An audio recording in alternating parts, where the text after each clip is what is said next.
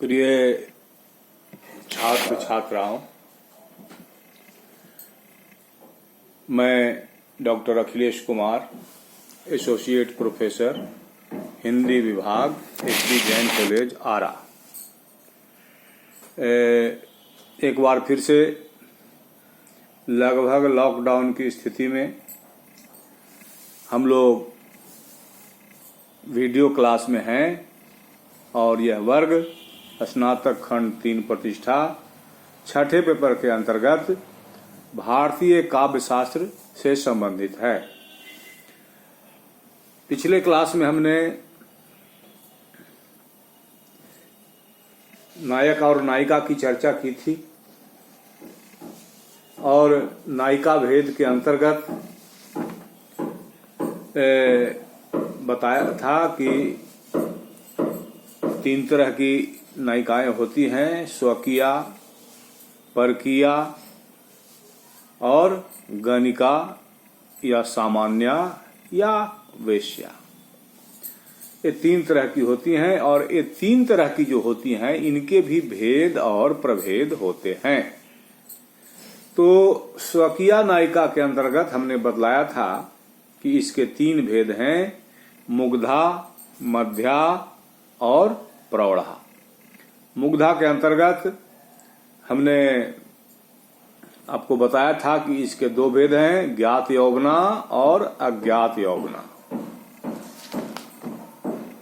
और अज्ञात यौवना के अंतर्गत भी कुछ भेद बतलाए थे और यह भी बतलाया था कि मुग्धा नायिका के 2 अन्य भेद भी किए गए हैं: नवोढ़ा और विश्रब्ध नवोढ़ा, और इसके बारे में चर्चा भी हमने की थी। तो मुग्धा नायिका स्वकीया के भेद के अंतर्गत मुग्धा नायिका की चर्चा करने के उपरांत अब हम मध्या नायिका की चर्चा आज के क्लास में करेंगे। मध्या नायिका किसे कहते हैं? तो मध्या नायिका वह होती है जिसमें काम और लज्जा का भाव समान रूप से रहता है। और मध्या नायिका जो है प्रेम क्रीड़ा, रति क्रीड़ा के मोह का अंत तक सहन करती है, अर्थात रति क्रीड़ा के मोह से वह हटती नहीं है। मुग्धा में हमने देखा था कि उसमें लज्जा की प्रधानता रहती है और इतनी प्रधानता रहती है कि काम से जो है वह बचने की कोशिश करती है। लेकिन मध्या नायिका में काम और लज्जा समान होने के कारण मध्या नायिका जो है वह सुरत क्रीड़ा के मोह को नहीं त्यागती। तो मध्या नायिका की ये स्थिति होती है। इसके बाद जो प्रौढ़ा नायिका होती है, मुग्धा, मध्या और प्रौढ़ा हमने बताया था।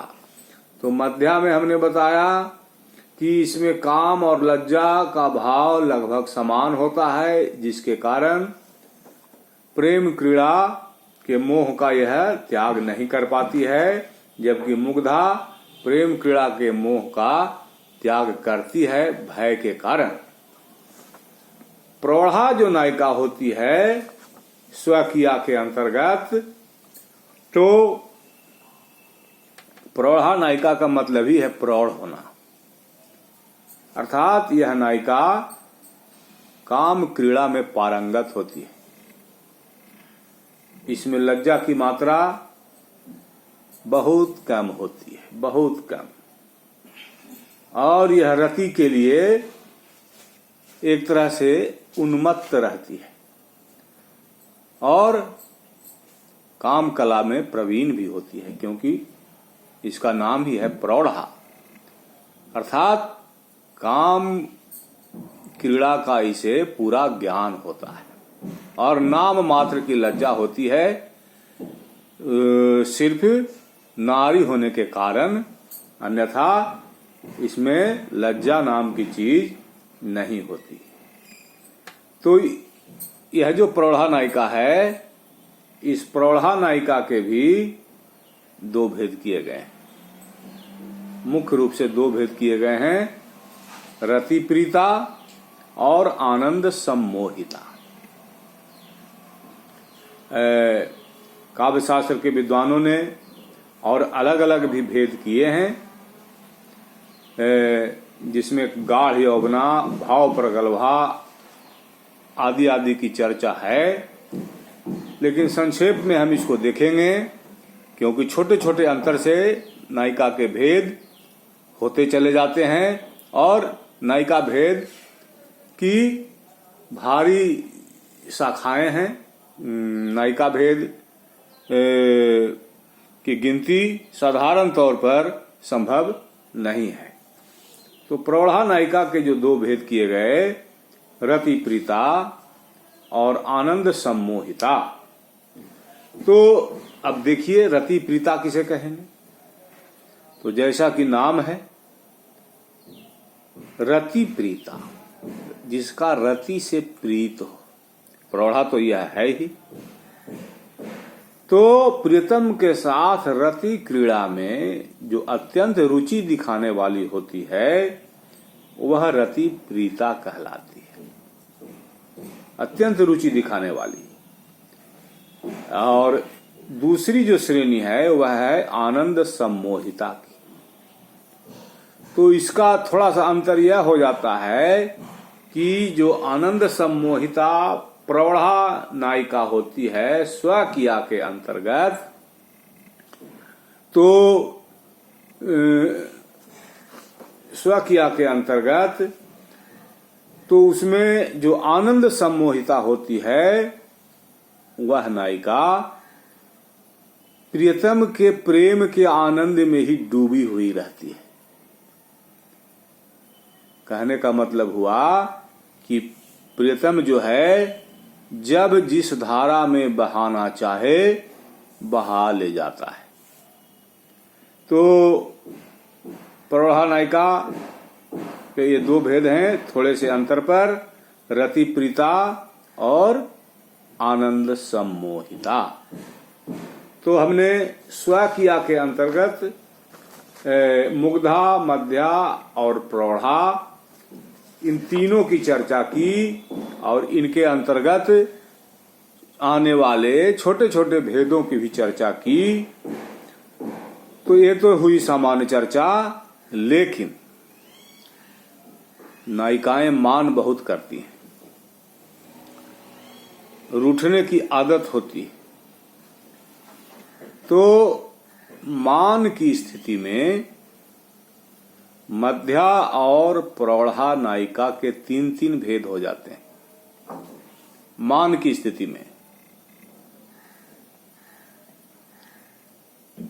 मध्या और प्रौढ़ा, या जिसको प्रगल्भा कहते हैं, उसके तीन तीन भेद हो जाते हैं। वे भेद हैं मध्या धीरा, मध्या अधीरा और मध्या धीरा अधीरा। तो इसको भी जरा सा देख लिया जाए, मध्या धीरा किसे कहेंगे। एक बार फिर से बता देते हैं कि मध्या और प्रौढ़ा जो नायिका हुई, वह मान की स्थिति में उसके तीन भेद हो जाते हैं, अर्थात उसके तीन रूप हो जाते हैं। मान करने के कारण किसी का मान किसी प्रकार का, किसी का मान किसी प्रकार का और किसी का मान किसी प्रकार का होने के कारण यह भेद हो जाता है। तो पहली स्थिति जो है वह है मध्या धीरा की। तो इस स्थिति में जब कोई नायक दूसरी जगह आसक्त होता है, दूसरी नायिका पर आसक्त होता है, तो जब इसको पता चलता है, इसको मालूम होता है, तो परिहास पूर्वक व्यंग के द्वारा अपने क्रोध का प्रकटीकरण करती है। अर्थात क्रोध की स्थिति में भी नायक का परिहास वक्रोक्ति के द्वारा करती है, घुमा कर कहती है और उसे शब्दों से बींध देती है। जैसे बिहारी का एक प्रचलित दोहा है, पल निपीक अंजन अधर दिए महावर भाल, आज मिले सो भली करी भले बने हो लाल। नायिका इंतजार कर रही थी। नायक जो है जिस रूप में प्रस्तुत होता है वह रूप है कि पलकों पर पान की पीक दिख रही है, होठों पर अंजन लगा हुआ है, ललाट पर महावर लगा हुआ है, और इस रूप में वह नायिका के सम्मुख उपस्थित होता है। तो पान की पीक की जगह, चूंकि पान मुंह में खाया जाता है तो होठ लाल होने चाहिए, लेकिन पलक पर लाली है। पल निपीक अंजन अधर, और जिस अधर को लाल होना चाहिए उस अधर पर कालिमा है, अंजन लगा हुआ है, काजल लगा हुआ है। दिए महावर भाल, और महावर की गोली नायिकाओं के पांव में रगड़ी जाती है तलवे को लाल करने के लिए, लेकिन जो नायक आया है उस नायक का ललाट जो है सो महावर से रंगा हुआ है। तो नायक का यह रूप कुछ अजीब सा है। इस रूप में नायक को देखकर आसानी से नायिका समझ जाती है कि इस दुष्ट ने किसी दूसरी जगह पर अपने प्रेम का निर्वाह किया है, अपना समय बिताया है, जिसके कारण उसे आंतरिक क्रोध होता है, और उस क्रोध के कारण ही वह परिहास करती हुई व्यंग के स्वर में वक्रोक्ति के माध्यम से सीधे सीधे नहीं कहती, घुमा कर कहती है कि बड़े अच्छे लग रहे हो, इस रूप में जो आए हो बहुत फब रहे हो, बहुत सुंदर लग रहे हो। तो इस तरह से यह हम समझते हैं कि मध्याधीरा नायिका पर यह उदाहरण जो है बिहारी लाल जी का सटीक बैठता है। इसके बाद हम आगे बढ़ते हैं और मध्याधीरा के बाद मध्या अधीरा नायिका का एक भेद है। मध्या अधीरा नायिका वह नायिका है जो दूसरी जगह आसक्त अपने प्रिय को क्रोध पूर्वक कटु वचनों से उसका निरादर करती है, उसका अपमान करती है, उसे मध्याधीरा कहते हैं। तो मध्याधीरा एक हो गया धीरा, दूसरा हो गई अधीरा। एक में धैर्य है और दूसरी अधीर हो गई। तो अधीर में भी मध्या अधीरा है, यानी कि उसकी अधीरता पराकाष्ठा पर नहीं पहुंची है, थोड़ा अधीर हुई है, इसलिए वह अपने पति को या अपने प्रिय का निरादर करती है, कटु वचन कहती है, क्रोध करती है। और एक श्रेणी है मध्याधीरा अधीरा।